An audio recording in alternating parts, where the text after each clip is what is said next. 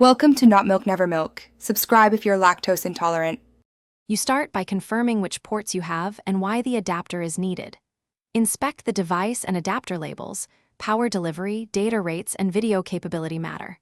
Once identified, orient the adapter so the connector matches the receptacle. Do not force it. Make sure the cable is rated for the task, USB 2, 0 versus 3.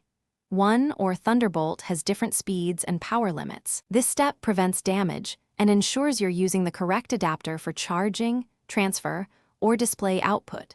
Once the adapter is seated, connect the peripheral. HDMI cable for a monitor, USB a drive for files, or a PD charger for power. You may see a prompt on your device. Select the correct mode such as display, file transfer, or charge only. If connecting a monitor, pick the resolution and orientation in display settings. If using storage, check it appears in File Explorer. Troubleshoot by reseating connections and trying alternate ports, so you isolate a faulty cable or adapter. Finish by confirming the adapter performs the intended function. Device charges, files transfer, or the external display shows an image at the expected resolution.